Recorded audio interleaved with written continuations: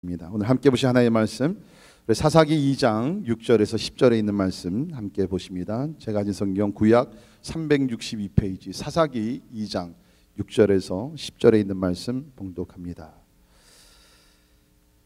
전에 여호수아가 백성을 보내매 이스라엘 자손이 각기 그들의 기업으로 가서 땅을 차지하였고 백성이 여호수아가 사는 날 동안과 여호수아 뒤에 생존한 장로들 곧 여호와께서 이스라엘을 위하여 행하신 모든 큰 일을 본 자들이 사는 날 동안에 여호와를 섬겼더라.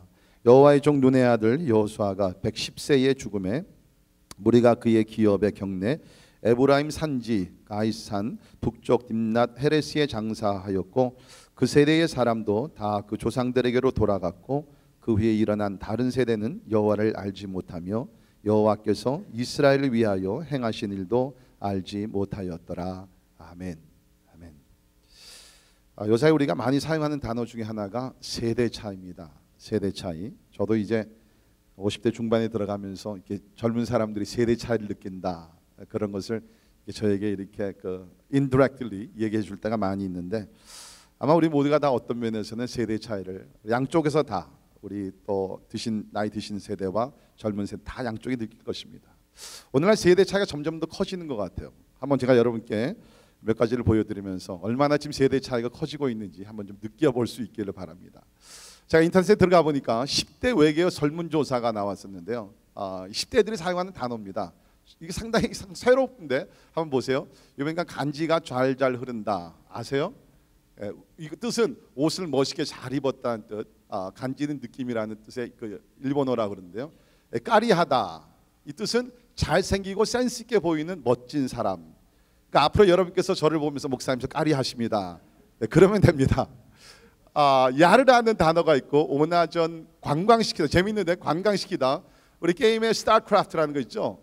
그 원 영어로 경쟁 상태가 너무 약해서 갖고 논다는 뜻이 관광시키다 아니면 비행기 태운다 뭐 그런 뜻이 있다고 얘기하는데요. 이렇게 쭉 보게 되면 상당히 뭐 어떤 것들이 좀 이해가 되는 것 같아요. 대접하다, 제접하다, 인터넷 다시 접속한다는 뜻. 솔직히 말해서 대박이다의 준말이라고 합니다. 그러니까 여러분께서 이런 말들 배우셔야 될 것 같아요. 그래야지 우리가 또 젊은 10대들하고 또 복음도 전하니까. 자, 특별히 직장에서 우리 그 세대 차이를 많이 느낀다고 그러는데요. 78.6%의 직장인들이 세대 차이를 느낀다고 얘기합니다. 특별히 40, 50대가 상당히 세대 차이를 많이 느끼고 살아가고 있는데요.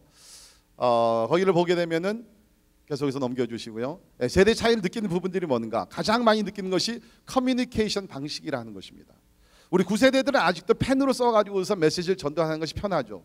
그러십니까? 동의하십니까? 그러시면 한번 손 들어보세요. 아직도 편지를이나 이런 것들 나기 좀 편하다. 괜찮아요. 부끄러울 거 없어요. 저도 그게 편합니다.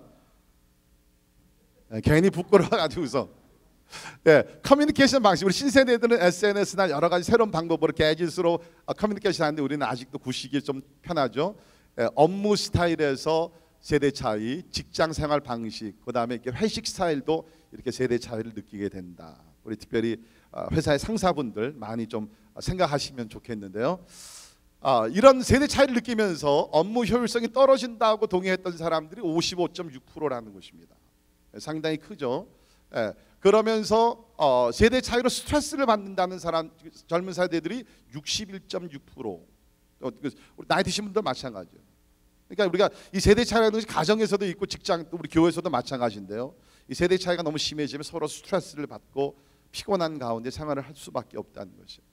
자, 어느 순간에 많이 이런 세대 차이를 느끼는가? 여기 보면 젊은 직원들끼리 유행어 재미있게 얘기할 때 나는 끼지를 못하니까 굉장히 세대 차이를 느끼고요. 컴퓨터나 스마트 가기를 잘 다루는 후배를 볼 때 굉장히 세대 차이를 느끼는 그런 것이 있겠습니다. 이렇게 쭉 보게 되면은 그 마지막에서 두 번째 보면 믹스 커피 안 마시고 꼭 아메리카노만 찾는 후배를 볼 때 세대 차이를 느낀다.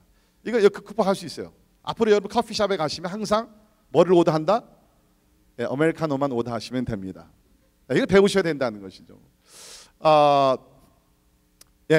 하여튼 이런 세대 차이 속에서 우리 가정과 직장, 우리 교회에서도 우리 살아가고 있는데 이 세대 차이는 여러 가지 면에서 차이가 나는 것 같아요. 잠자면서도 세대 차이가 있다 그러는데요. 들어보십시오. 30대는 열정적으로 자고요. 40대는 천장 보고 잔다고 합니다. 50대는 등 돌리고 자고 60대 각 방에서 자고 70대는 어디서 자든지 모른다 그럽니다. 그리고 80대는 알고 싶지 않고 90대는 서로 못 알아보고 100세에 가게 되면 산에 가서 잔다고 합니다. 이런 세대 차이 속에서 우리가 살아가는데, 제가 오늘 설교 드리고자 하는 이 세대는 이런 것이 아니라 좀 더 심각하고 우리가 깊이 생각해야 될 영적인 세대 차이, 이것을 우리가 한번 말씀을 통해서 우리가 한번 생각해 보고자 합니다. 수년 전 우리 윌로크릭 담임 목사님 되시는 우리 빌 하이번 목사님이 이런 말씀을 나누셨어요. 저에겐 상당히 충격적으로 다가왔었는데, It only takes one generation of unbelief to wipe out Christianity from this planet. 기독교를 이 지구상에서 사라지게 하는 것이 불신앙의 한 세대만이 요구된다 그럽니다. 물론 이건 가상적인 그런 말이죠. Hypothetical statement. 이런 일은 없을 것입니다. 그러나 만약에 우리가 살고 있는 지금 이 세대가, 현 세대가 자 우리 기독교를 다 없애버리자, 성경을 다 불태우고 교회를 문 닫고 우리가 기독교를 다 없애버리자라고 만약에 결정을 하게 되면 다음 세대에 가서는 기독교라는 것을 알지 못하는 세대가 나올 수밖에 없다는 것이죠. 물론 하나님께서 이런 일을 허락지 아니하겠지만 분명한 사실은 각 세대의 사명이 이렇게 중요하다는 것입니다. 각 세대의 사명이 중요하다는 것입니다. 자, 우리 오늘 본문 말씀 보게 되면은 두 세대가 나오게 되는데요. 여기 그 한 세대가 저물어 가고 한 세대가 또 다른 신세대가 올라오게 되면서 소위 얘기하는 이제 세대 전환기를 맞이하게 됩니다. 근데 그 전환기를 잘 못 넘겼어요. 그래서 큰 비극을 가지고 오게 됐습니다. 자, 말씀을 보시면 우리가 7절에 있는 말씀 보세요. 백성이 여호수아가 사는 날 동안과 여호수아 뒤에 생존한 장로들 곧 여호와께서 이스라엘을 위하여 행하신 모든 큰 일을 본 자들이 사는 날 동안에 여호와를 섬겼더라. 다시 말해서 여호수아 세대 때는 하나님을 잘 섬겼다는 것입니다. 근데 여호수아도 이제 나이 110세가 돼서 세상을 떠나가게 됐어요. 죽고 나서 다음 세대가 일어나게 됩니다. 그러면 그 다음 세대는 어떤 세대였는가? 10절에 보시면 그 세대 사람도 다 조상들에게로 돌아갔고 그 후에 일어난 다른 세대는 여호와를 알지 못하며 여호와께서 이스라엘을 위하여 행하신 일도 알지 못하였더라. 5세대가 지금 지나간 게 아니에요. It only took one generation to raise up ungodly generation. 한 세대 차입니다. 시간적으로 계산하면 25년, 30년밖에 안 걸렸어요. 그런데 여호수아 세대가 다 떠나가고 다음 세대가 일어났을 때는 하나님을 알지 못하는 불신앙의 세대가 나오게 되었다는 것입니다. 물론 여기서 여호와를 알지 못했다는 것, 저들이 뭐 하나님의 일을 전혀 들어보지 않고 하나님께서 행하신 일을 전혀 알지 못했다는 것은 아니겠죠. 다시 말해서 이것은 더 이상 저들에게는 이제 하나님이 중심이 아니었어요. 하나님의 역사가 그렇게 중요하지 않았어요. 불신앙의 세대가 일어나게 되었다는 것입니다. 그래서 결국에는 거기서 끝난 것이 아니라 불신앙의 세대가 나타나고 끝난 것이 아니라 11절부터 밑으로 쭉 보게 되면 저들이 여호와를 버림으로 인해서 신세대가 하나님의 징계를 받게 됩니다. 이방 나라들의 점령을 받게 되고요, 노략거리가 되고 그야말로 온갖 고통을 다 당하게 됐다는 것입니다. 왜? 전환기를 잘 넘기지 못해서. 자, 우리 오늘 이 말씀을 보게 되면서 사실 우리가 살고 있는 우리 미국 사회에 우리가 사실은 우리 그 세대 전환기를 우리가 맞이하고 있죠. 우리 이민 1세대들이 60년대 70년대 많이들 와가지고서 이제 그 세대가 점점 사라지고 있습니다. 한 분씩 한 분씩. 제가 미국에 13살에 와서 그때 제가 어른들로 바라봤던 분들, 우리 부모님 세대가 지금 한 분씩 한 분씩 다 주님 곁으로 가고 계십니다. 한 세대가 기울어지고 그런가 하면 우리 2세들이 점점 더 이제는 성장하는 시대에 우리가 살고 있어요. 우리 그 세대 전환기에 와 있는데 우리가 어떻게 하면 진짜 이 비극을 다시 반복하지 아니하고 진짜 오히려 축복의 세대를 만들 수 있겠는가? 오늘 우리 두 가지를 하려고 합니다. 첫째는 비극의 원인을 찾아보고 왜 이러한 비극을 이스라엘 백성들이 맞이하게 되었는가? 그 다음에 두 번째로 그러면 이 비극을 다시 반복하지 않기 위해서는 우리가 어떻게 준비를 해야 되느냐? 우리 살펴보도록 하겠습니다. 자, 비극을 가져오고 온 첫 번째 원인은 뭐였냐면 현실 안주 의식이었다는 것입니다. 영어로 얘기하면 status quo mentality. 제가 지난주에도 잠깐 우리 사사기 1장에서 말씀드렸지만 여기서 보게 되면 이제 우리 모세 세대가 있었어요. 모세 세대는 어느 세대였느냐? 애굽에서 종살이 하게 되면서 출애굽을 한 세대였습니다. 저들이 종살이를 하게 되면서 막 살고자 하나님 우리를 살려달라고, 우리를 좀 구출해달라고 하나님 부르시던 세대입니다. 그래서 하나님께서 불쌍히 여기셔서 모세라는 지도자를 세우셔가지고서 이스라엘 백성들이 출애굽을 하게 했어요. 홍해를 가르게 하시면서 하나님께서 기적을 베푸셔서 그야말로 그 죄악에서, 그 억눌림에서 출애굽을 하게 하셨다는 것입니다. 우리가 우리 민족에 한번 적용을 한다 그러면 아마 이것은 우리가 일제시대 때 살치던 우리 부모님 세대를 생각해 볼 수가 있을 것 같아요. 36년 동안 우리가 나라를 빼앗기는 가운데 하나님께 부르짖었습니다. 하나님이 우리에게 참 독립할 수 있는 그 날을 우리에게 허락해 달라고 부르짖는 가운데 하나님께서 36년 후에 우리 하나님께서 우리 조국의 광복 독립을 하나님께서 허락해 주셨죠. 그 세대가 있었어요. 그 다음 세대는 누굽니까? 여호수아 세대입니다. 이제 모세가 120세 세상을 떠나가게 되고 후계자였던 이제 여호수아를 앞세우고 이 세대는 우리가 얘기하면 정복 세대였습니다. Conquering generation. 이제 출애굽을 해가지고서 40년의 광야 생활을 통해 그 다음에는 이제 가나안 땅에 와서 이제는 땅을 정복하는 하나님의 약속을 성취하는 그 세대였다는 것입니다. 자, 그 다음에 나타난 세대가 여기 나오는 사사기 세대입니다. 근데 이 세 번째 세대에 와가지고서 결국에는 하나님을 모르는, 알지 못하는, 하나님을 경외하지 아니하는 그러한 불신앙의 세대를 만들게 되었다는 것입니다. 왜 그렇습니까? 이제 저들의 삶은 안정이 되었어요. 이제 안착이 되었습니다. 편안해졌습니다. 안일한 삶을 살게 되었습니다. 그러다 보니까 더 이상 이제 어떠한 바라는 것도 원하는 것도 또 하나님 앞에 간절히 소원하는 것도 다 사라지니까 결국에는 뭡니까? 세상 속에 빠져나가게 됐다는 것입니다. 참 우리가 지금 우리 2세들을 바라보면서 여기에 나오는 그런 사사기 세대가 아닌가 그런 생각을 많이 해봅니다.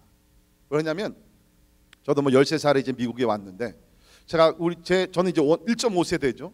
1세와 마찬가지로 우리 1.5세들도 보게 되면은 우리에게는 쉽게 얘기하면은 어떻게 하면은 내가 survive 할 수 있겠는가?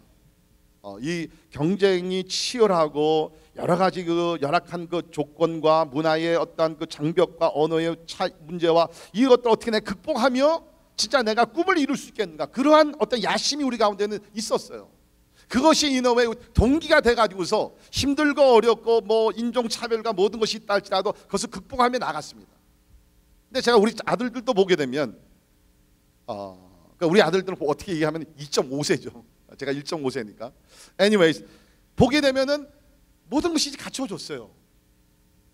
그러니까 어떻게 저들 가운데는 어떤 특별한 어떤 무엇을 이루겠다는 그 의욕, desire 이것이 상당히 약하게 됩니다.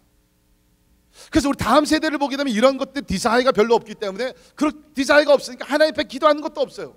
뭐 디자이어가 있어야지, 원하는 것이 있어야지, 꿈이 있어야지, 소원이 있어야지 하나님 앞에 나가 엎드려 기도하기도 하는데 우리 지금 다음 세대를 보게 되면 그것이 없어요. 우리 한국도 마찬가지 않습니까?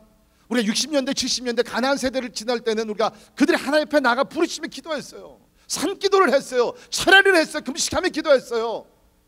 하나님 좀 도와달라고, 가난에서 벗어날 수 있도록 도와달라고. 그런데 우리 한국 경제도 상당히 이제 차원 높은 그런 수준에 올라가니까 이제는 그런 것들이 필요가 없습니다. 물론 우리가 그런 것들을 위해서 기도하는 것은 아니지만 아무튼 간에 우리가 여기서 보게 되면은 우리 사사기 시대도 그렇고 우리 현 세대도 바라보게 되면은 현실 안주 의식이 사람들로 하여금 하나님을 버리고 자기 중심에 살게 되었다는 것입니다. 자, 두 번째 원인은 뭡니까? 더 심각한 문제인데요. 이것은 세상의 영향력입니다. 세상의 영향력. 이제 여호수아 세대가 가나안 땅을 정복해서 그것까지 좋았는데 뭔가 하면은 가나안 땅에 들어가서 이미 그곳에 있던 이방 신들과 이방 문화와 어떠한 그 불신앙의 모든 것들의 영향을 받아서 저들이 또한 이제 불신앙의 사람들이 되었다는 것입니다. 하나님은 이걸 미리 아셨어요. 이제 이스라엘 백성들이 가나안 땅에 들어가게 되면 가나안의 문화와 좋지 않은 어떤 영적 영향력을 받을 것을 아셨기 때문에 미리 이런 말씀으로 경고하셨어요. 우리 신명기 있는 말씀 보게 되면 신명기 7장에 보면 이런 말씀이 있습니다. 내 하나님 여호와께서 너를 인도하사 내가 가서 차지할 땅으로 들으시고 내 앞에서 여러 민족 헷 족속과 기르가스 족속과 아모리 족속과 가나안 족속과 브리스 족속과 히비 족속과 여부스 족속 및 너보다 많고 힘이 센 7 족속을 쫓아내실 때에 내 하나님 여호와께서 그들을 내게 넘겨 내게 치게 하시리니 그때에 너는 그들을 침멸하라고 했어요. 남기지 말고 침멸하라. 와이프 아웃. 그들과 어떤 언약도 하지 말 것이요 그들을 불쌍히 여기지도 말 것이며 또 그들과 혼인하지도 말지니 내 딸을 그들의 아들에게 주지 말 것이요 그들의 딸도 내 며느리로 삼지 말 것은 그가 내 아들을 유혹하여 그가 여호와를 떠나고 다른 신들을 섬기게 하므로 여호와께서 너희에게 진노하사 갑자기 너희를 멸하실 것입니다. 우리 하나님은요 과거 현재 미래를 다 한눈에 보시면서 어떤 일들이 일어날 것을 미리 아셨기 때문에 모세를 통해서 경고하셨습니다. 너희들이 가나안 땅에 들어가서 하나님의 축복을 누릴 때에 한 가지 부탁할 것은 죄악된 것에 대해서 영향을 받지 말라. 그러기 위해서 너희 자녀들 이방 사람들과 결혼을 시키지 말라. 여러분 오해하지 마세요. 이거는 인종 차별이 절대로 아닙니다. 하나님께서는요 우리가 여호수아를 보게 되면 저들 가운데서도 여호와 하나님을 찾고 하나님을 인하여서 구원받기를 원했던 사람 한 사람도 거절하지 않았죠. 라합과 같은 그야말로 창녀 같은 여인이었지만 하나님을 찾으면서 하나님을 통해서 구원받고자 할 때 하나님께서 두 팔을 벌리시면서 저를 구원해 주셨습니다. 인종차별이 문제가 아닙니다. 이거는 영적 싸움의 문제요 악한 세상의 영향력을 방지하기 위해서 하나님께서 주셨던 것이에요. 그런데 결국은 하나님께서 염려하셨던 그대로 이스라엘 백성들이 이 땅에 들어오게 되면서 어떻게 됐습니까? 영향력을 받게 되었다는 거죠. 그 이유가 뭐냐?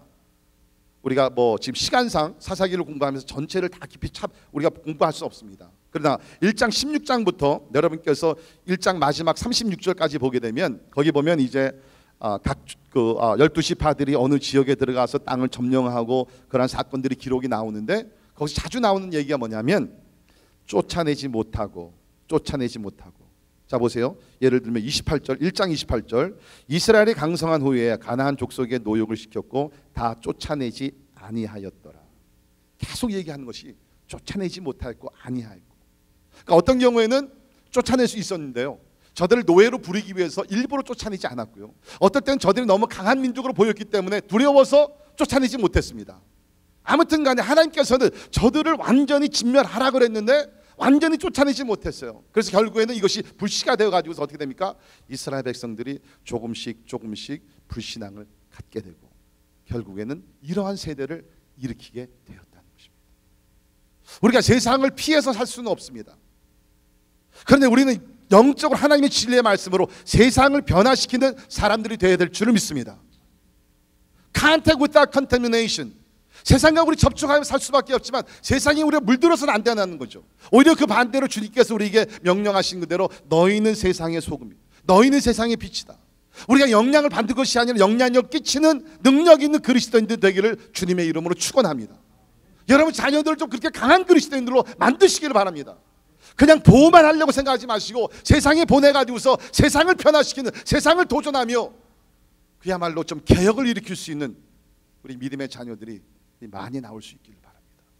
그러나 분명한 사실은 이 사사기 시대에 와가지고서 저들이 세상의 영향을 받아서 하나님을 떠나가게 되었다는 것입니다. 여러분 우리 지금 가정에서 자라고 있는 우리 자녀들이요 나와 똑같은 생각을 갖고 있다. 우리 다음 세대들이 지금 나와 똑같은 신앙관을 가지고 가치관을 가지고 산다 그러면 이거 큰 오산입니다. 제가 설교를 준비하면서 세대 차이에 대해서 여러 가지 좀 공부하게 됐는데 그중에 재미있는 것이 있어서 여러분께 소개해드립니다. 우리 가정에서 어머니와 딸 세대 간의 견해차가 있다고 하는데요. 통계적으로 얘기하는 것입니다. 자 보면 결혼은 반드시 해야 한다. 이게 대부분의 부모들이 원하는 것이고 믿는 것이죠. 그런데 우리 딸이 보게 되면 9.9%만이 결혼은 반드시 해야 된다. 나머지 사람들은 결혼을 꼭 왜 해야 되느냐? 내가 혼자 충분히 살 수 있는데. 그래서 오늘 보십시오. 결혼을 안 한 우리 싱글들이 얼마나 많이 있습니까? 어떤 이유라도 이혼은 안 된다. 저는 상당히 한국 부모들의 굉장히 리버럴한 띵킹을 굉장히 놀랐어요. 30.5%만이 어떤 이유라도 이혼은 안 된다고 얘기하는데 우리 자녀들은 어떻습니까? 6%만이 절대적인 이러한 가치관을 가지고 있다는 거예요. 남녀가 결혼하지 않아도 같이 살 수 있다. 이 50% 이상은 결혼하지 않더라도 충분히 동거할 수 있다. 그러면서 행복을 느낄 수 있다 그러죠. 여러분 사실 우리 동거를 지금 중국도 가보면 이게 그 젊은 사람들이 결혼 안 하고 동거를 많이 하거든요. 거기에 나오는 후유증이 얼마나 많은지 몰라요. 이게 절대로 행복이 아닙니다. 결혼이라는 것은 하나님과 사람 앞에서 정식으로 결혼을 하고 선약을 하고 그 하나님 앞에서 진짜 한 맹세를 하면서 나가는 것이 결혼이지 그냥 피지컬 같이 산다고 것이 결혼이 절대로 될 수도 없고 그 가운데 참된 사랑과 행복이 있을 수가 없다는 거예요. 우리 어저께 오은희 전도사님 우리 따님 결혼식을 했는데, 야, 이 두 사람이 결혼을 하는데 눈물바다에서 눈물바다. 특별히 신랑이 이렇게 눈물을 많이 흘리더라고요. 너무 이쁜 신부를 맞이하니까 눈물로 충만해가지고서 그냥 뭐 내가 저걸 보면서 야, so beautiful. 제가 결혼할 때 우리 아내가 그렇게 울었습니다. 감사의 눈물로. 근데 시대가 좀 바뀐 것 같아요 요새는. 아무튼 간에 여기서 보면은 하나님은 결혼을 통해서 이 땅을 생육하게 하시고 하나님의 뜻을 이루시는 줄 믿습니다.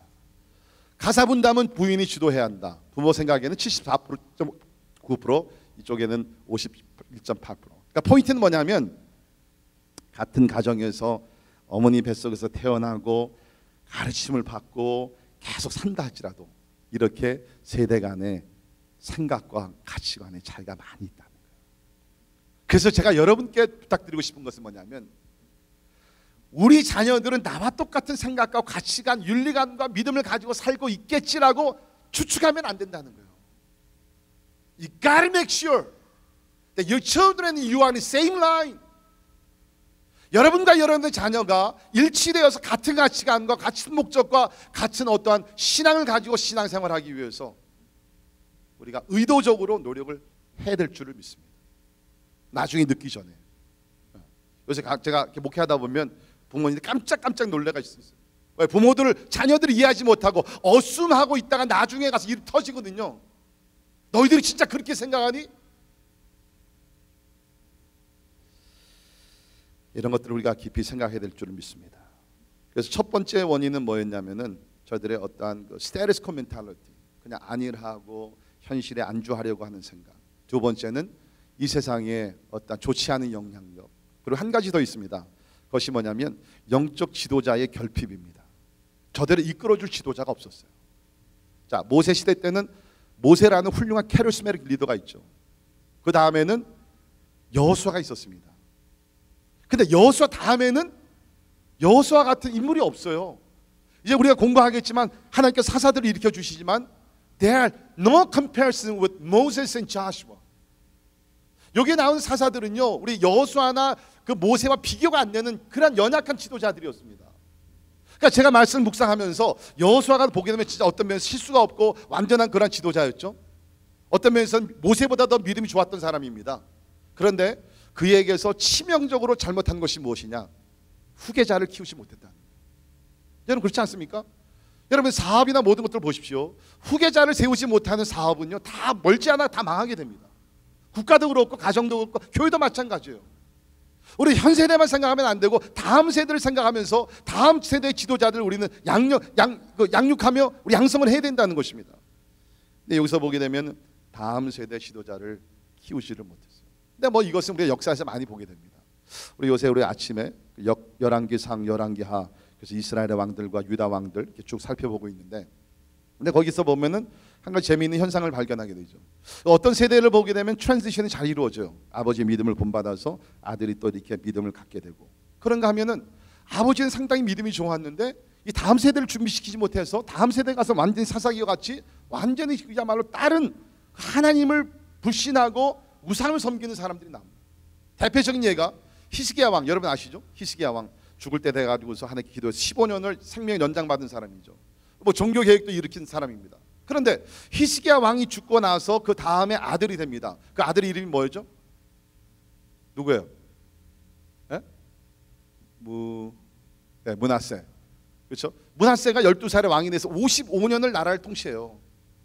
근데 히스기야가 왕이 됐을 때는 산당을 허물게 되고 온갖 우상을 다 허물면서 그야말로 영적 개혁을 일으켰던 훌륭한 지도자입니다. 그런데 그의 아들 므낫세가 12살의 왕이 돼가지고서 55년 동안 통치하면서 어떤 나라를 만들었느냐? 완전히 반대로 만들었어요. 아버지가 허문 우상과 모든 것을 다시 다 세우고요, 어느 정도로 성전 안에다가 우상들을 만들어 놓고 아세라 신과 바알 신과 모든 신들을 다 만들어 놓고 하나님도 섬기고 우상들도 섬기게 만들었다는 거예요. 자기 아들, 손자도 아니에요. 히스기야 왕의 친아들이 그런 엄청난 죄를 범하게 했다는 것입니다. Again, it only took one generation. 다음 세대 지도자들 우리가 키워야 돼요. 자, 그 외에도 여러 가지가 있지만 이것이 대표적으로 세 가지, 그야말로 왜 위해서 하나님을 모르는 불신앙의 세대를 만들어냈느냐, 우리가 찾아볼 수가 있습니다. 자, 그러면 우리 또한 이러한 세대 전환기에 와 있는데 어떻게 하면 이것을 우리가 이러한 불행을 반복하지 아니하고, 이번 전체 주제가 불행의 반복이죠. 사람들이 지혜로운 것 같은데 지혜롭지 못하고 이러한 불행, misery 이런 것들이 계속 되풀이된다는 거죠. 그럼 이것을 우리가 끊어버리고 불행의 반복을 우리가 좀 끊어버리고 어떻게 하면 좀 우리가 행복한 그러한 세대를 만들고 하나님을 경외하는 세대를 만들기를 원합니다. 여러분 잘 들으시길 바랍니다. 성경을 보게 되면 하나님은요, 이 신앙이라는 것이 이게 throughout generation, 대대로 이루어져 가기를 하나님이 원하신다는 거예요. 우리 아까 예배 처음에 시작할 때 제가 시편 100편 읽으면서 시작을 했는데, 하나님의 신실하심이 대대에 이를지어다. 대대로. 하나님은요, 보세요, 아브라함의 하나님, 이삭의 하나님, 야곱의 하나님 아닙니까? 이게 뭐예요? 하나님께서는 아브라함을 택하시고 아브라함이 주셨던 약속과 축복을 그 다음 세대 이삭에게 주기를 원하시고, 이삭이 받았던 축복을 그의 아들 야곱에게 주기를 원하시고, 야곱에게 주셨던 축복을 12명의 아들들에게 주시기를 원하신다는 거예요. 그리고 그 축복이 12아들을 통해서 예수 그리스도가 나타나게 되고 그것이 하나님의 나라가 완성될 때까지 이루어지게 될 줄을 믿습니다. 이 세대라는 것이 성경에서 상당히 중요한 개념이에요. 근데 오늘날 교회를 보게 되면, 특별히 우리 한인교회를 보게 되면 지금 세대가 끊기고 있잖아요. 이 세대를 교회를 떠나가고 있죠. 너무나 안타까운 일이에요. 제가 우리 이민교회의 비극 중에 하나가 뭐냐면 이 언어의 문제 때문에 함께 예배를 드리기가 참 힘들다는 것. 그러니까 가끔 우리가 이제 같이 모여서 연합으로 예배를 드립니다. 이번 토요일, 이번 금요일에도 우리가 파송 예배를 드리죠. 그러면 이제 1세, 2세들이 다 같이 모여서 예배를 드리니까 이제 뭐 한국말도 했다가 영어로 했다가, 그러니까 뭐 이게 왔다 갔다 하면서 막 정신이 왔다 갔다 해요. 그죠? 저도 인도하는 저도 그렇고 여러분들도 이렇게 왔다 갔다 하면서, 그래서 주로 요새 이제 영어를 많이 하니까, 이제 또 영어를 많이 하니까 우리 1세들이 그럴 바에 내가 못하러 가, 알아듣지도 못하는데. 그래서 대부분 연합 예배를 하게 되면 요새 1세들은 많이 안 오시죠. 그렇게 하면 안 된다는 거예요. 저는 이걸 믿습니다. 영성은 언어의 장벽을 뛰어넘게 될 줄을 믿습니다. 여러분, 내가 영어를 잘 못 알아듣는다 할지라도 이곳에 오셔서 같이 기도하고 같이 눈물을 흘리고 같이 사랑의 교제를 나눌 때에 우리 다음 세대가 믿음의 세대로 자라나게 될 줄을 믿습니다. 이기적인 생각을 좀 버리고 좀 이제 내가 희생을 하면서 다음 세대를 위해서 희생할 줄 아는 우리 1세대 부모 세대가 될 수 있기를 바랍니다. 자, 그러면 우리가 어떻게 이 문제를 해결하며 나갈 수 있겠는가, 우리 몇 가지 우리 살펴보기를 바랍니다. 첫 번째는 회개해야 합니다. 회개해야 합니다. 우리 사사기 2장 1절부터 5절에 있는 말씀 보면, 우리 읽지는 않았지만 하나님께서 이러한 불신앙의 세대가 나타나는 것을 보시면서 하나님의 사자를 보내셔가지고서 회개하라, 쉽게 하면 메시지는 겁니다. 이 복임이라는 곳으로 인도하시는데, 거기 5절에 보면 복임이라 하고 그들이 거기서 여호와께 제사를 드렸더라. 이 복임이라는 뜻은 뭐냐면 우는 자들이라는 것입니다. 하나님께서 복임으로 오라는 거예요. 여기서 울며 통곡을 하면서 다음 세대를 위해서 우리 기도하라. 여러분, 다음 세대가 다시 한번 일어나기 위해서, 우리 아까 부른 찬송 1907년의 부흥이 다시 일어나기 위해서는 첫 번째 스텝은 뭐냐면 우리가 하나님 앞에 나가 회개될 줄 믿습니다. 그럼 뭐를 회개해야 되느냐? 잘 들으세요. 뭐 2세들도 회개해야 돼요. 그런데 우리 1세대들이 뭐를 회개했냐면, 우리가 처음에 와서 이 땅에 발을 디디면서 기초를 닦으면서 너무나 분주하기 때문에 자녀들을 신앙으로 잘 이끌어주지 못한 것을 회개를 해야 된다는 거예요. 제가 청소년 사역을 유th 패스터로서 제가 8년 일했었는데요, 뭐 집 나가는 애들 뭐 별 문제를 다 해결하면서 다녔죠. 그 문제가 터질 때마다 가장 만나서 얘기를 해보면 이 얘기입니다. 왜 그런 길로 갔냐? 부모가 관심이 없다는 거예요. 부모가 사랑을 안 한다는 거예요. 그럼 제가 얘기를 하죠. 무슨 얘기냐? 너희들을 잘 키우기 위해서 미국에 왔고 공장에 나가서 8시간 10시간씩 일을 하고서 온갖 인종차별 당하면서 너희들을 위해서 피땀 흘려 일을 하고 있는데 너희들 무슨 얘기냐? 이런 얘기가 근데 먹혀 들어가지 않는 거예요. 부모들이 우리를 잘 못 키워줬다는, 제가 그렇게 얘기합니다. 너희들이 부모에 대해서 백날을 원망할 수 있어. 그러나 at the end of the day, it is your life and you're responsible for your life. 저는 그렇게 얘기해요. 아무리 부모가 잘못했다 할지라도 너는 너의 삶이고 너의 삶은 네가 책임을 져야 된다. 저는 지금도 이 세대를 만나서 뭐 그런 얘기하면 제가 분명히 얘기해 줍니다. This is your life and you're responsible. 어렸을 때는 모르지만 그렇죠. 18세 이상 돼가지고서 성인이 됐을 때 더 이상 부모를 원망할 수가 없는 것이에요. 그러나 제가 그렇게 얘기를 하지만 그러나 한쪽으로는 제 마음이 아파요. 왜? 우리 1세대들이 와서 돈을 벌어야 되는 압박감 때문에 사실은 그 아이들에게 신앙심을 심어줄 수 있는 그 기회를 놓쳤거든요. 우리 다 경험하잖아요. 항상 아이들이 이렇게 오픈 마인드를 가지고 엄마 이 성경이 뭐야? 나 성경 외우니까 한번 들어줘. 애들이 그래요? 아니죠. 사춘기에 들어가고 자라면서 대화의 문이 닫힙니다. 그 다음에는 가르치고 싶어도 못 가르치는. 특별히 여기 어린 자녀들 주신 분들 잘 들으시기 바랍니다. 저는 이렇게 얘기하고 싶어요. 여러분 자녀들의 신앙을 위해서 지금 성공의 길을 가는 것을 좀 멈추시더라도 좀 지연이 된다 할지라도 아이들이 자라야 되는 그 순간만큼은 그 시간만큼은 여러분께서 신앙의 책임을 지시고 아이들을 믿음으로 잘 교육하시기를 주의 이름으로 부탁을 드립니다. 나중에 내가 하지 아니에요. 아이들이 리셉티브 할 때 열린 마음으로 부모의 마음을 들으려고 할 때 그때의 신앙심을 심어줘야 합니다. 자, 그런 면에서 우리는 회개해야 되고 또 한 가지는 뭐냐면 우리 다 한국 사람이지만 우리 한국 교회는 기복주의의 신앙이 너무 깊이 이렇게 깔려 있습니다. 그래서 우리가 교회 나오고 하나님 믿는 것이 세상에 성공하기 위하여. 물론 하나님 복도 주시죠. 직장도 주시고 물질도 주십니다. 그런데 그것이 최고 목적이 아니잖아요. 왜 오늘날 이 세대들이 신앙에 관심이 없냐면 우리가 자꾸 자녀들 야 너 이렇게 공부를 해 하나님께 기도하면 너 공부 잘하고 그래야지 나중에 돈 벌고 어쩌지. 이 세대의 생각이 뭐예요? We have everything. 돈 있고 큰 집 있고 좋은 차 있고 뭐 펜션 있고 뭐 다 있어요. 그러니까 신앙이 만약에 물질의 풍부함이라 그러면은 이제 다 있으니까 하나님이 필요 없다는 것이에요. 누구와 같이? 라우디게아 교인들과 같이. 잘 아시잖아요. 우리 요한계시록 3장에 보면 이런 말씀이 있습니다. 내가 말하기를 나는 부자라 부유할 부족한 것이 없다 하나 내 곤고한 것과 가련한 것과 가난한 것과 눈먼 것과 벌거벗은 것을 알지 못한 라우디게아라고 도시가 있었는데 그 교인들이 풍부했던 것 같아요. 아마 우리 프린스턴 지역의 사람들인 것 같아요. 우리 풍부하잖아요. 우리 자녀들 보십시오. 뭐가 부족해요? 그러니까 하나님 앞에 나오지만 저들과 What am I thing here? 왜 우리가 기도해야 돼? 왜 우리가 새벽에 나와서 엎드려야 돼? 지금 우리가 풍부한 것인데. 그러니까 우리 자녀들을 우리가 키우면서 이 가치관에서 잘못 우리가 심어주는 것이에요. 어떤 면에서 신앙도 우리가 잘못 심어준 것이 많이 있다는 것이에요. 이런 것들을 우리는 철저하게 우리가 회개해야 될 줄을 믿습니다. 두 번째, 우리는 이러한 불행을 반복하지 않기 위해서는 하나님의 비전을 심어주어야 합니다. 하나님의 비전을 심어줘야 합니다. 여기 지금 사사기 세대, 왜 이 세대들이 이렇게 하나님을 떠나고 알지 못한 세대가 되었느냐? 저들에게는 하나님의 꿈이 없었어요. 하나님 나라에 대한 꿈이 없었어요. 일반적으로 꿈이 없을 뿐만 아니라 더욱더 나아가서 하나님에 대한 하나님 나라에 대한 그 거룩한 꿈이 없었어요. 우리 잠언 29장 18절에 보면 이런 말씀이 있는데 같이 한번 읽습니다. 시작. 묵시가 없으면 백성이 방자히 행하거니와 율법을 지키는 자는 복이 있느니라. 이 웹스터 성경을 보게 되면 이렇게 번역을 해야 돼요.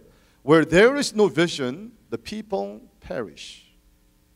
꿈이 없는 백성들은 멸망한다. 멸망한다. 자, 우리 자녀들이 이 꿈과 비전을 가지고 자라야 되는데, 자, 우리 봅시다. 우리 1세들의 아까 지금 꿈은 뭐였어요? 이 땅에서 좋은 짭 잡고 안정된 삶을 살면서 집 사고 뭐 이런 것들이 꿈이었어요. 왜 그것이 어떻게 보면 하나님 또 찾도록 또 동기가 됐었습니다. 근데 우리 자녀들이 이제 다 있거든요.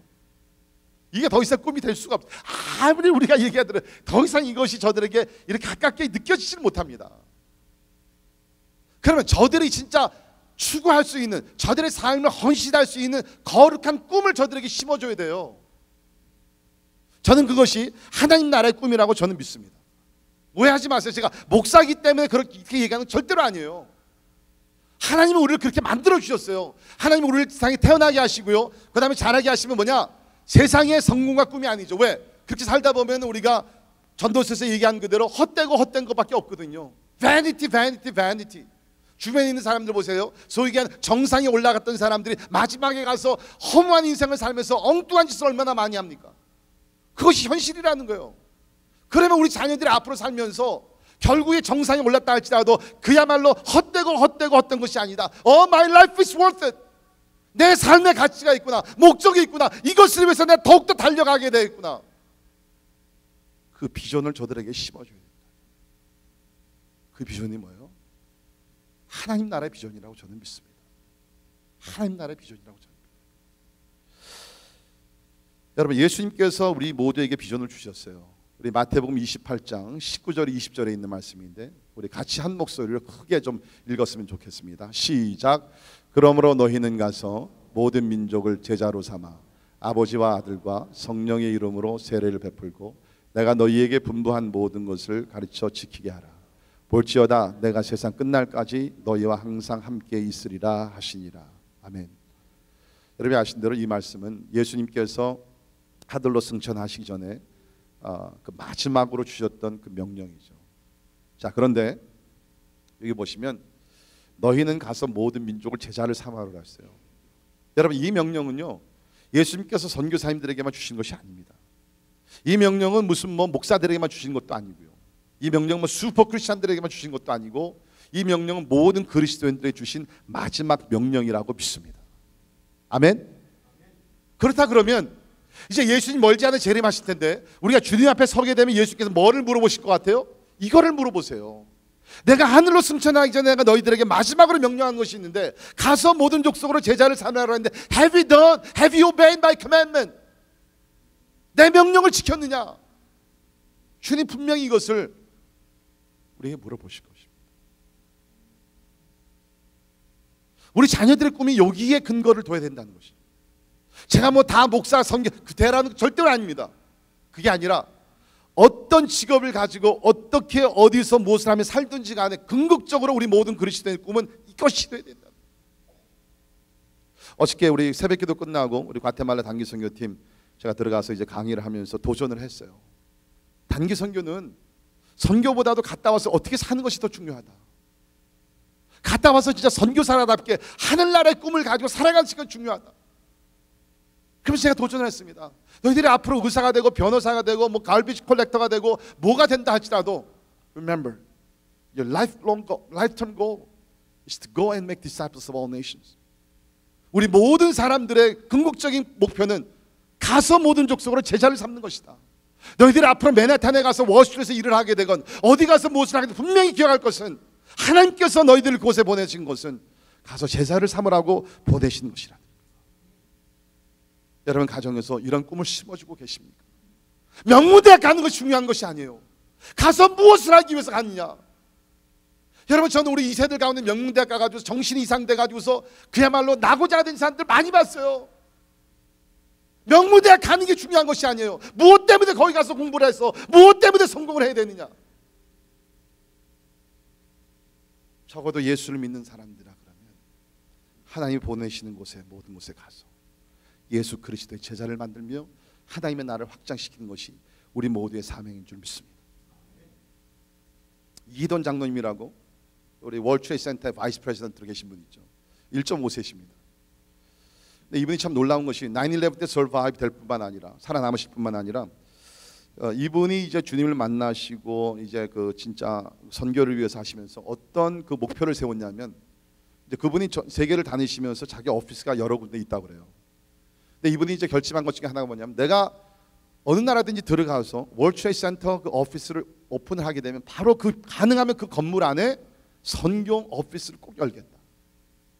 그래가지고 이분이 가는 곳마다 자기 오피스가 열게 되면 어떤 게 바로 밑에다가 미션 오피스를 열어가지고 선교사를 초빙을 해가지고서 거기서 선교회를 감당하게 한다는 거예요. 이게 우리가 가서 선교하는 것이에요. 꼭 내가 가서 꼭 전도하고 그렇게 아니한다 할지라도 내 마인드가 내 삶의 목표가 하나님 나라를 확장시키고 하나님의 뜻을 이루기 위해서 그러한 꿈을 우리가 심어줘야 된다는 거예요. 부탁을 드립니다. 우리 부모님들이요, 여러분의 꿈을 여러분의 자녀들에게 넘겨주려고 그러지 마세요. 하나님은 우리 자녀들을 이 땅에 보내시면서 우리 자녀들이 이 땅에서 이루어야 될 유니크한 아주 특이한 꿈과 목표와 비전이 있는 줄 믿습니다. 기도하시면서 그것을 찾아내시고 그것을 이룰 수 있도록 옆에서 기도해 주시고 후원해 주시고 이끌어 주시고 우리가 축복해 주시기를 간절히 바랍니다. 저는 오늘 과테말라 단기팀 보게 되면서 얼마나 감사한지 몰라요. 특별히 우리 아까 조 집사님 얘기했지만 우리 조용래 집사님, 여기 두 번째 서 있던 제일 키 작은 어린 학생 로이스, 지금 몇 학년이죠? 7학년인가? 8학년인가? 뭐 그래요. 아버지랑 같이 선교를 가는 거예요. 물론 걱정도 되죠. 또 아버지가 가서 괜히 뭐 갑질하고 막 그러면 이제 안 되잖아요. 예? 그렇게 못하게 할 겁니다. 장로님 꼭 막으세요. 예, 이제 선교사로 가는 거니까. 근데 so beautiful. 얼마나 멋있어요. 우리 이장로님도 이번에 아들 이삭이, 어저께 보니까 우리 이삭이 지금 대학 3학년인데 벌써 10번째 지금 단기 선교를 간다고 하더라고요. 우리 장로님하고 두 분이 그냥 참 저는 이게 기적이라고 봅니다.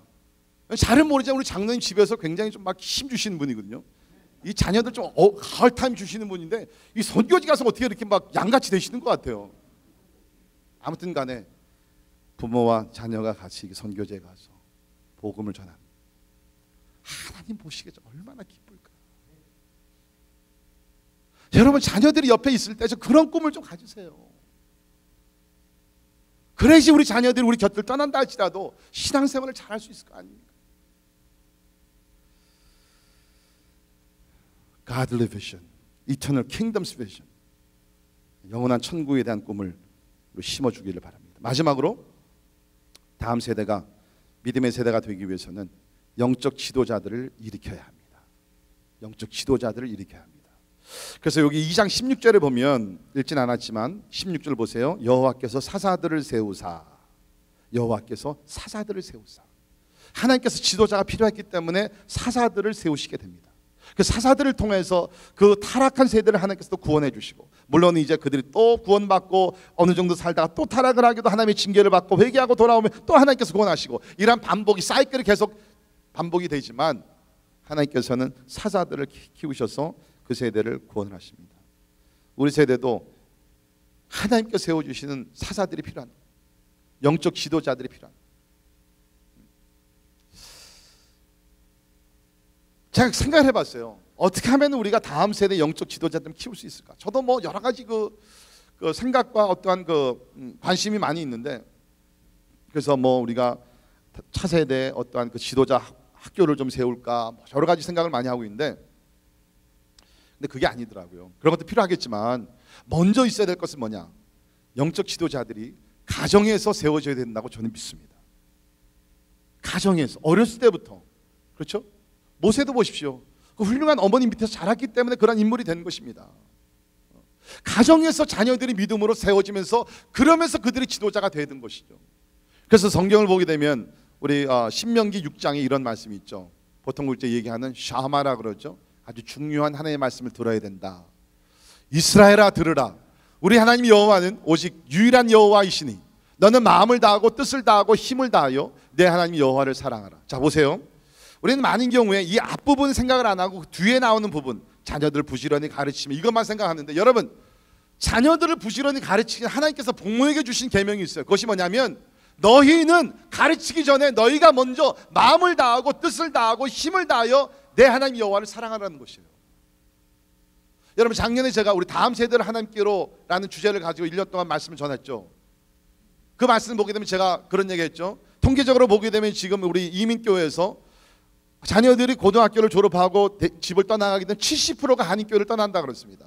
떠나는 70% 중에 30%는 완전히 교회를 떠나고 나머지 40%는 이제 다른 교회들, 다민족 교회나 미국 교회를 가게 되는데, 뭐 교회 가서 신앙생활을 잘하면 전혀 문제가 없는 것이죠.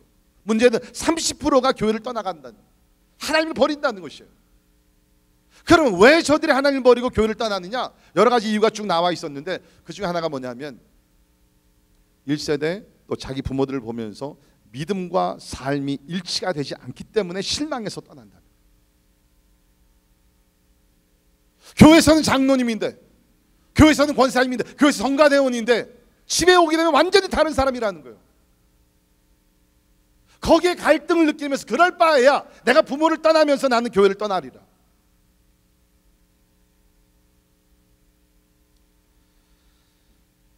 그러니까 여러분 우리가 훌륭한 지도자를 우리가 키우기 위해서는 먼저 가정이 영적인 가정이 돼야 되는데 그 중에 하나가 뭐냐면 믿음과 삶이 일치가 돼야 된다. 내가 교회 와서만 하나님 사랑하고 막 이런 게 아니라 진짜 마음을 다하고 뜻을 다하고 정성을 다하고 목숨을 다해서 하나님을 사랑하는. 그래서 내 자녀들이 보게 되면 우리 엄마는 우리 아빠는 무엇보다 하나님을 사랑하는구나. 세상의 부귀 영화가 아니라 하나님을 사랑하며 하나님의 변신을 다하는 내 아버지구나. 그거를 보게 되면 롤마들이 돼가지고서 우리 다음 세대가 믿음으로 자랄 수 있다는 것입니다. 너는 마음을 다하고 뜻을 다하고 힘을 다하여 내 여호와 하나님을 사랑하라. 그 다음에 나오는 것이 뭡니까? 자녀에게 부지런히 가르치며 집에 앉았을 때든지 길을 갈 때든지 누워있을 때든지 일어날 때든지 이 말씀을 강론하라. 여러분 이 말씀을 잘 이해해야 합니다. 제가 어느 한 분은요, 이분은 의사인데 이 말씀을 잘못 이해를 해가지고서 이분이 은혜를 받고 나서 아침 저녁으로 자기 애들 데려다가 막 2시간씩 성경 공부를 시켰어요. 막 10살 12살 이런 애들이요 2년을 참았어요. 그 다음에 어떻게 됐어요? 도망가 버렸어요. 견디지 못해가지고 도망가요. 여러분 이 말은 그게 아니에요. 이 말은 뭐냐면 항상 어디서 뭐 식탁에 앉아서 밥을 먹을 때라든지 일을 나가서 일을 할 때든지 피크닉을 할 때든지 휴가를 갈 때든지 영화를 볼 때든지 어디서든지 하나님의 말씀을 가르칠 수 있는 그 순간을 포착하라는 거예요. 영어로 얘기하면 Look for the teachable moments.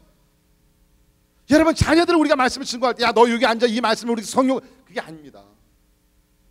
좀 더 자연스러운 분위기에서 그렇죠? TV를 보다가 어떤 이슈가 나왔어요. 얘기하는 거예요. 성경에서 그것이 뭐라고 하냐? 호모섹슈얼리티에서 뭐라고 얘기하느냐? 지금 테러리즘에 대해서 어떻게 얘기하느냐? 라스트 데이에서 무엇을 얘기하고 있느냐? 다시 말해서 우리가 훌륭한 지도자들을 키우기 위해서는 우리 삶 속에서 역사하시고 삶에 필요한 하나님의 말씀을 그때마다 우리는 잘 가르쳐야 된다고 성경이 가르치고 있습니다. 우리 가정에서 이러한 자녀들을 키울 때 우리는 멀지 않아 더 많은 지도자들이 나타나서 우리 다음 세대를 우리 세대보다 더 아름답고 더 영적이고 더 헌신된 우리 믿음의 세대로 일으키게 될 줄을 믿습니다. 그래서 제가 부탁드리는 것, 우리 교회 젊은 전도사님들 계시죠? 사랑해 주세요. 실수가 있더라도 덮어주세요. 인내해 주세요. 더 기도해 주시고요. 잘한다고 하면 등을 좀 두들겨 주시고 식사도 좀 사주시고. 여러분의 자녀들을 키우는 사람들이에요. 못한다고 비난만 하지 마시고 자꾸 칭찬해 주시고 기도해 주시고 후원해 주시면 우리 다음 세대의 지도자들이 나타나게 되고 또 우리 교육자들, 전도사님들 통해서 우리 또 더 젊은 세대가 일어나게 될 줄을 믿습니다. 제가 요새 참 행복한 이유 중에 하나가 뭐냐면요, 요새 우리 금요일 날 이제 예배 끝나고 우리 교회를 위해서 우리 중보기도하는 팀이 있는데 우리 다음 세대가 이것을 보면서 도전을 받았던 것 같아요. 그래서 요새 한 4-5명이요 금요일 날 우리 중고등부 모임 끝나고 또 영어권 모임 끝나고 모여가지고서 철야를 지금 하고 있어요. 누가 뭐 하라고 얘기 안 했어요. 그 자기네들끼리 특별히 이제 선교를 눈앞에 두고서 자 우리가 기도하지 않으면 안 되는데 그 저들이 뭐 철야를 하고 있어요. 그래서 제가 토요일 날 새벽에 좀 여기 들어오면 이제 철야를 하다가 여기 의자에 자빠져 자고 있거든요.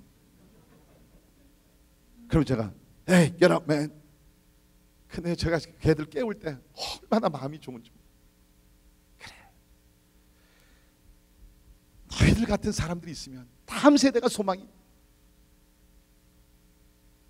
하나님께서 다음 세대를 버리지 아니하실 줄을 믿습니다. 우리가 함께 기도하며 함께 힘을 지고 함께 꿈을 나누며 함께 선교지 나가서 복음을 전파할 때 하나님께서 다음 세대를 믿음의 세대로, 기도하는 세대로, 영적인 세대로 일으켜셔서 아니 우리 세대보다 더 훌륭하고 더 놀라운 일들을 하나님께서 행하실 줄 믿습니다. 기도하겠습니다. 하나님 기도합니다. 세대 전환기에 와 있는 우리들 하나님이여 시대적인 감각과 심각성을 깨달아 알게 도와주시고 나만 잘되고 우리 자녀만 잘되는 그러한 이기적인 생각에서 벗어나게 하시고 하나님 우리 다음 세대를 진짜 믿음의 세대로 우리 세우기 위하여 서로 노력하게 하시고 눈물 흘리게 하시고 회개케 하게 도와주시고 우리의 삶을 투자할 수 있도록 주님 도와주시옵소서. 지금도 옆에서 예배 드리는 우리 주일학교 학생들 하나님, 우리 중고등부 학생들, 또 오후 1시에 예배드리는 우리 영어권 우리 회중들, 주여 축복해 주시옵소서. 성령으로 기름 부어 주시옵소서. 저들 가운데 모세와 여호수아와 에스더와 같은 훌륭한 인물들이 많이 나올 수 있도록 하나님께서 도와주시고, 무엇보다 저들에게 하나님의 나라에 대한 꿈과 비전을 허락하여 주시옵소서. 예수님 이름으로 간절히 기도합니다. 아멘. 다 일어나셔서 같이 찬양하십니다.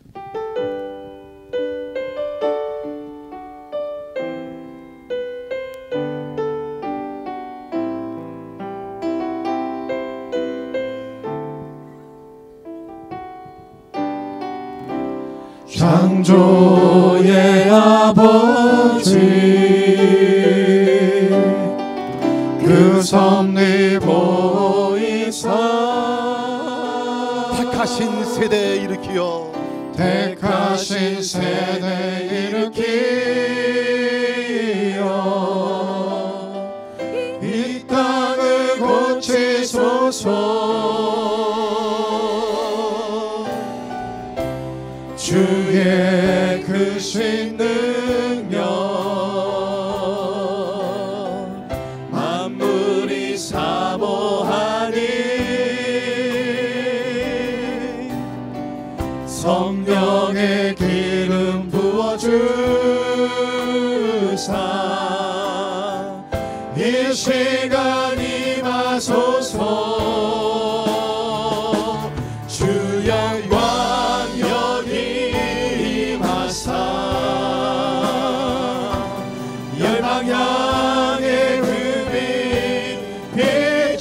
주소서.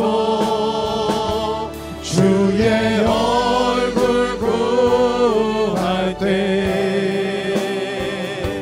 주의 향기 머무소서.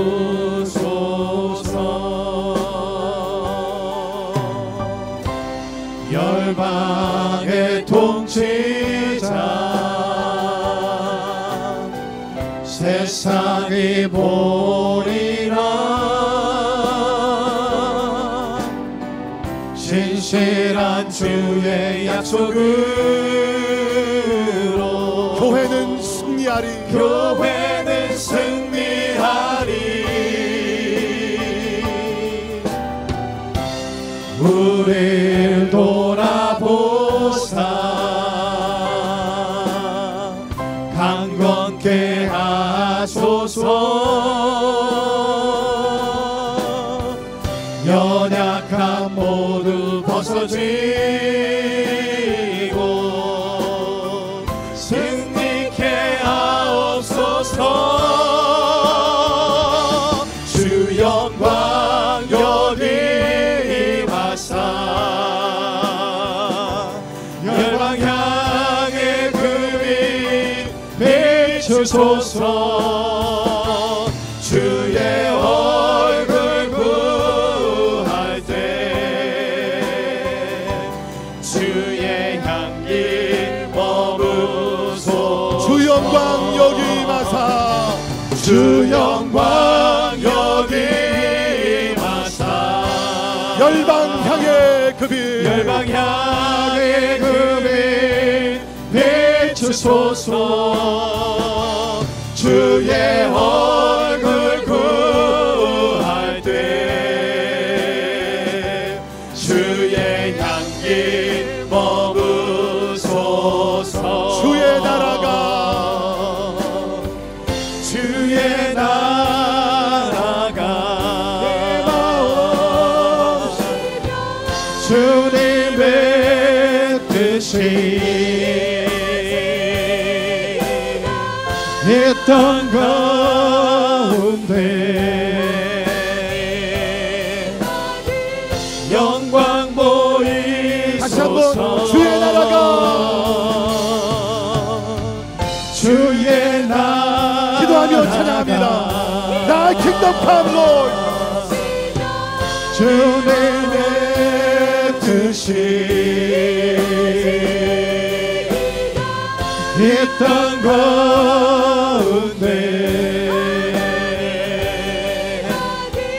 영광 보이소서. 우리 손 들고 찬양하죠. 다음 세대를 주 앞에 올려드리며 주 영광 여기 주님, 임하사 주의 영광이 임하게 하여 주옵소서. 우리 세대와 다음 세대 가운데 주의 영광이 임하게 하여 주시옵소서. 우리는 기도합니다. 하나님의 은혜를 구합니다. 얼굴 구할 때 주의 향기 머무 다시 한번 주 영광 여기 임하사, 주 영광 여기 임하사 열방향의 그빛 비추소서. 주의 얼굴 구할 때 주의 향기 머무소서. 주의 영광 여기, 주의 영광 여기소서. 기도합니다. 우리 다음 세대를 위해서 기도합시다. 하나님이 우리가 바르게 지도하지 못한 것 용서하여 주시고, 하나님 아버지 우리 다음 세대에 하나님 축복하여 주시고, 하나님의 회개 운동이 일어나게 도와주시고, 하늘나라의 꿈을 가지고 날아갈 수 있도록 주여 은혜 베풀어 주시옵소서. 주여 모세와 같은, 하나님의 다니엘과 같은, 느헤미야와 같은, 베드로와 같은, 사도 바울과 같은 훌륭한 인물들 다음 세대에 나오게 하여 주시옵소서. 선지자들을 일으켜 주시옵소서. 주의 종들이 나오게 하시고 세상을 변화시킬 수 있는, 하나님의 세상에 소금과 빛의 역할을 감당하는 주의 종들이 많이 세워지게 하여 주시옵소서. 우리 통성으로 다시 한번 간절한 마음으로 기도합니다. 하나님 아버지, 주 앞에 나아가 아버지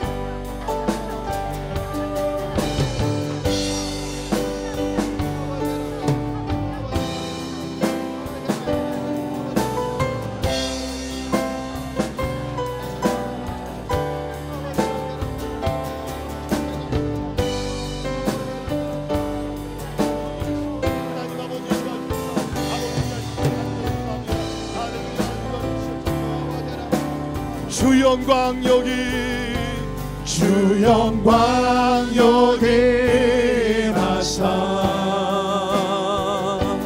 열방향의 그빛 비추소서. 주의 얼굴 구할 때 주의 향기 머무소서. 마지막으로 주 영광 여기 임하사, 주 영광 여기 임하사. 우리 자녀들 다음 세대의 주 영광이 머물게 하여 주시고, 성령의 권능을 부어주시고, 말씀의 능력 있게 도와주시고, 영적 구원이 일어날 수 있도록 우리 다음 세대를 축복해 주시옵소서. 하나님 기도합니다. 주의 향기 머무소서. 주의 향기, 주의 향기 머무소서. 주의 향기 머무소서. 주의 향기 머무소서.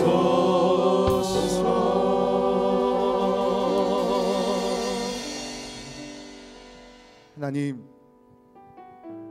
시간을 마음을 연합하여 기도합니다. 하나님이여, 1세대에서 2세대, 2세대에서 3세대,